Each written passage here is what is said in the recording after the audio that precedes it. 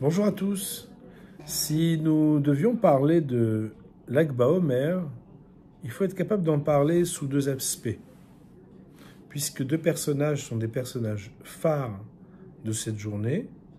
Rabbi Shimon Bar Yochai, dont c'est la Hiloula. La Hiloula en hébreu, ça veut dire l'anniversaire du décès. Et par ailleurs, Rabbi Akiva,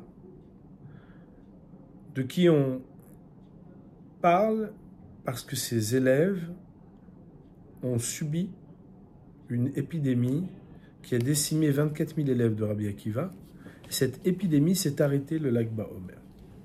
Pour parler de Rabbi Shimon Bar Yochai, tout d'abord, il faut savoir que Rabbi Shimon Bar Yochai était un homme d'une érudition exceptionnelle. Au point que nos Chachamim vont nous dire que Rabbi Shimon Bar Yochai, il avait quelque chose d'une réincarnation de Moïse, de Moshe Rabbeinu, et qu'il a pu recevoir d'Akadosh Baruch Hu quelque chose de la Torah que personne n'avait jamais découvert avant. En effet, le Sefer HaZohar, le livre de la lumière, qui est un livre de Kabbalah, est la base de ce que Rabbi Shimon Bar Yochai a pu révéler, même si bien évidemment dans le Talmud, il ne manque pas des dizaines ou des centaines de fois où dans les Mishnayot on mentionne son enseignement. Dans son histoire, la Gemara nous raconte dans le traité de Shabbat que Rabbi Shimon Bar Yochai a étudié dans une grotte. Il était accompagné par son fils Rabbi Elazar et ils sont restés là-bas 12 ans dans une grotte. Dans cette grotte, ils ont eu des révélations. Ces révélations leur ont permis d'apprendre et d'appréhender des choses qui étaient très profondes, des secrets de la Torah.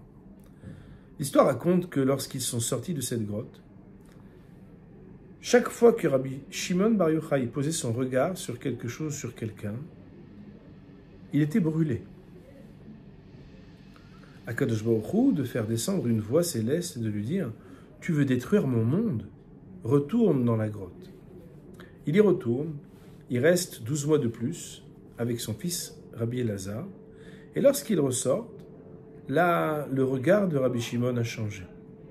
Non seulement il regarde positivement, mais avec énormément d'indulgence et de bienveillance, puisque l'histoire raconte qu'ils ont rencontré des personnes qui avaient des branches de Hadas. Le Hadas, c'est la myrte. Et le vendredi soir, ils leur disent « Mais qu'est-ce que vous faites avec ces branches? Pourquoi deux?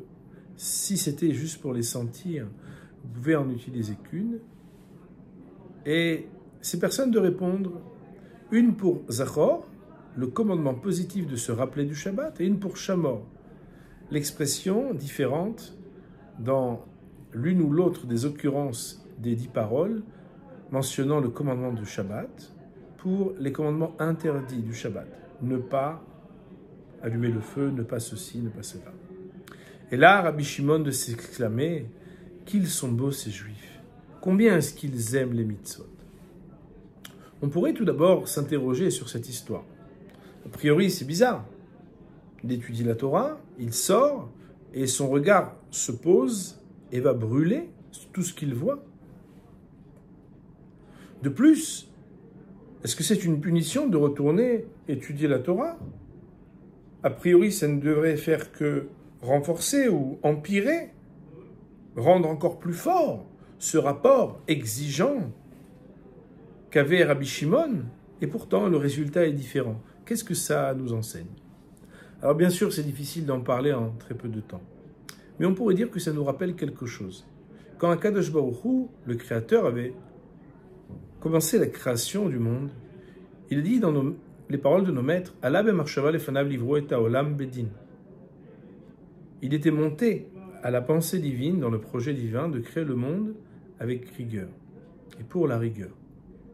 Ra'a shen haolam mitkayem, mais constatant que le monde ne pouvait pas rester dans sa pérennité avec la rigueur, shitef midat arachamim le midat adin.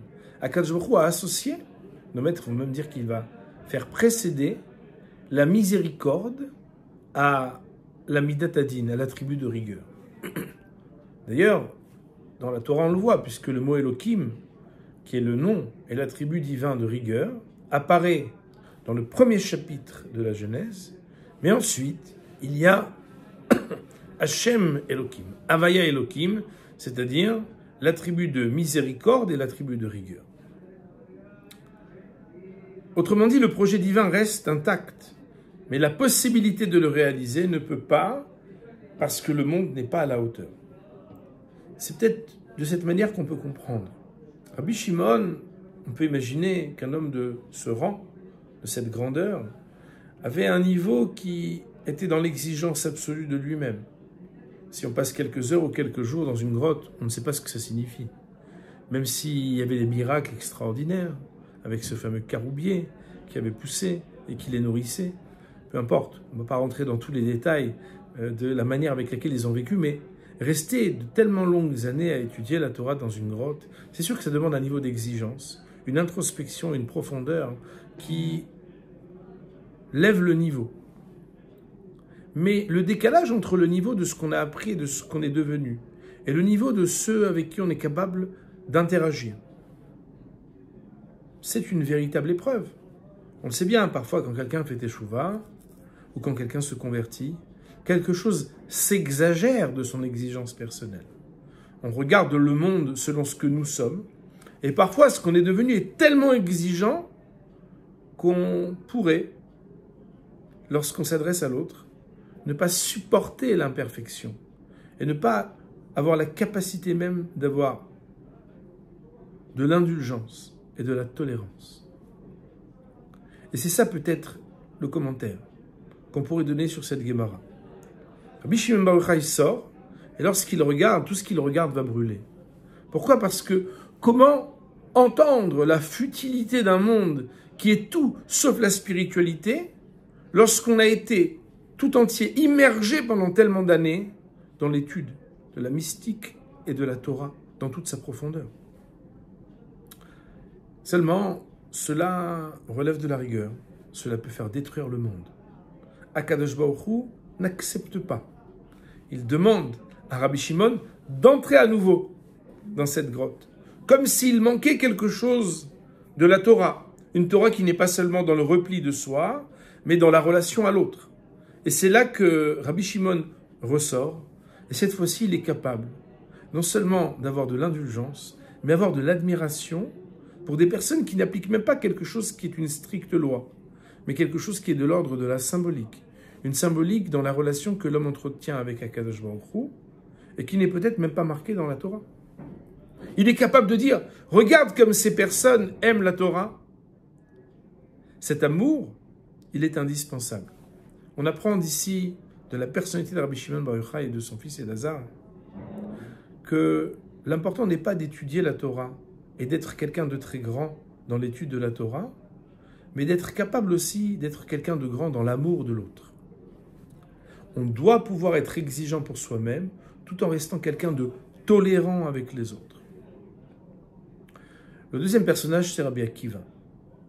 Rabbi Akiva est celui qui représente l'amour.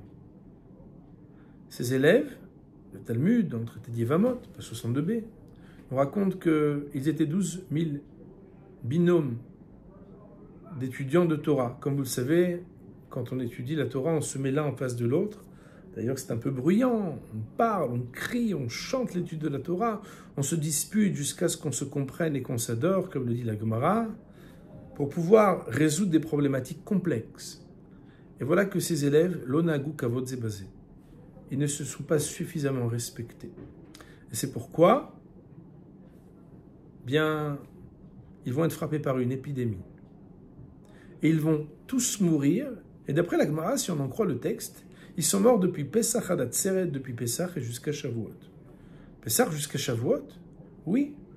Nos maîtres vont dire que c'est l'époque de l'année où normalement on est le moins malade. C'est une saison qui est bonne. Et pourtant, pour montrer justement l'importance et la gravité de cette faute, de ne pas s'être respecté l'un l'autre, Akadosh Baruch Hu a frappé tous les élèves de Rabbi Akiva. Le Talmud va très loin, il nous dit, le monde était désert. Aya olam shamem. Désert, non, il y avait des arbres. Désert de Torah. Imaginez-vous un maître comme Rabbi Akiva qui a perdu tous ses élèves, tous morts. Et c'est d'ailleurs pour ça qu'on garde des signes de deuil pendant une bonne période du Homer. Jusqu'à ce que Rabbi Akiva ait dû retourner enseigner à 5 nouveaux élèves dans le sud du pays d'Israël pour pouvoir leur transmettre à nouveau des enseignements de Torah parce qu'il n'y avait plus personne. Qu'est-ce qu'on apprend de cette histoire? Eh bien, il sort des choses exceptionnelles. C'est que plus important encore que l'étude de la Torah, c'est qu'il faut être capable de respecter notre prochain. Encore une fois, et cette thématique, on voit qu'elle est omniprésente dans le sujet du Homer, de l'Akba Homer, avec, comme on l'a dit tout à l'heure, Rabbi Shimon bar Yochai et maintenant Rabbi Akiva, c'est qu'Akadosh Baruch Hu préfère qu'il n'y ait pas de Torah dans le monde et que le monde soit désert de Torah, plutôt qu'il y ait la Torah, mais que les hommes de Torah ne se respectent pas. Il m'est arrivé une fois de parler du fait que respecter sa propre Torah, c'est facile, même si ce n'est pas toujours le cas. Mais l'enjeu devient beaucoup plus grand lorsqu'il s'agit de savoir et qu'est-ce que je suis capable de penser de la Torah des autres. Des fois, on n'est pas d'accord, on ne vient pas des mêmes courants, on ne vient pas des mêmes milieux.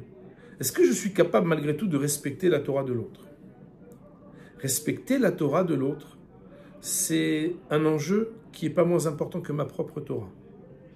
Nos maîtres vont nous dire que chaque âme juive a quelque chose à révéler de la Torah. Elle a reçu sa part au Sinaï. Sa part, elle peut être de tout